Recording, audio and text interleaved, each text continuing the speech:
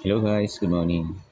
So for today's video guys, meron tayong isang Epson na L121.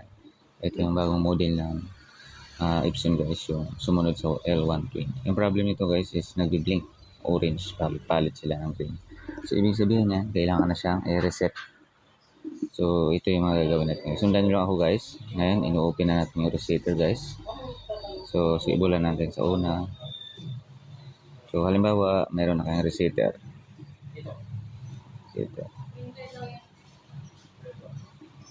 And open nyo lang guys, then adjustment program. Then select natin siyempre yung L121. Then voice ink pad counter. Then check muna natin guys. Check nyo. Pag may numbering na lumabas, siyempre click nyo yung box na yun. Tapos initialize. So initializing. Sundan nyo lang guys. Then in-advise nyo na i-turn off yung printer. So turn off natin guys. Then click natin yung OK. Pag click natin ang OK, iuna naman natin siya guys. So, nung in-on natin, ganun pa rin siya.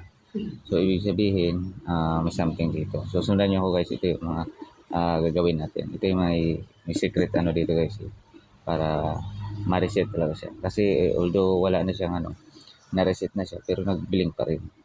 So, ito yung mga gagawin natin. So, kung nakikita nyo yan guys, meron siyang serial number dyan. Yan yung ilalagay natin dito sa initial settings. Sa initial setting guys, dyan natin ilalagay serial number. So, yan, X9L. Yan ang itatype nyo guys dyan. So, dalawang beses nyo i-type. Retype yung sa baba.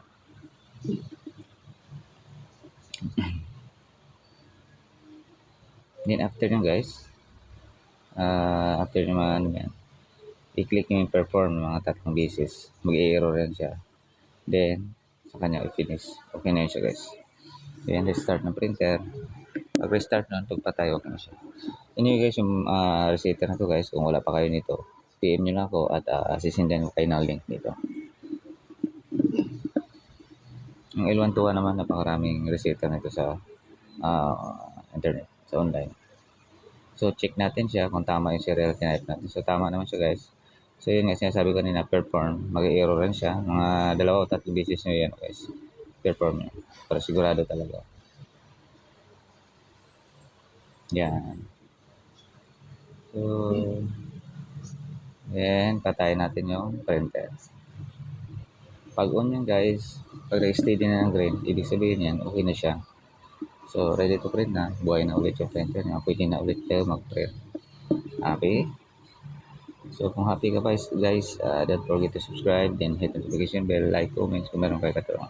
Pwede nyo lang i-share guys para marami kayong matulungan, mga kababayan natin. So, magagawin natin yan guys.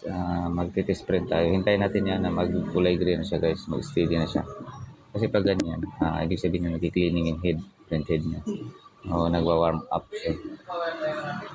So, din dito guys, pag nag-test print kayo, doon na tayo mag-test print sa mismo printer niya para makapag-nozzle check tayo guys. So, control panel, then hardware and sounds, then click natin device and printers para makapag-nozzle check tayo. Since dito guys, hindi pa na-download yung printer, ang gagawin ko, download ko muna yun guys. Then, tapos na siya na-download, yan na guys. Hindi ko na pinakita sa inyo. Kasi napakadali lang yung download ng driver. So, nozzle check guys. Anyway, yung driver naman, minsan automatic yun sa Windows 10 kaya di nyo download. Hintayin nyo lang alam, medyo matagal konti. Magna-nozzle check tayo. Once na yung kulay na 4, kompleto na guys, may black, may cyan, magenta, yellow. Ibig sabihin, okay na yung printer na guys. Then, print. Hintayin na natin sa loob guys. So, ayun, kompleto guys. Ibig sabihin, success tayo guys. So, ayan, thank you guys. God bless you all.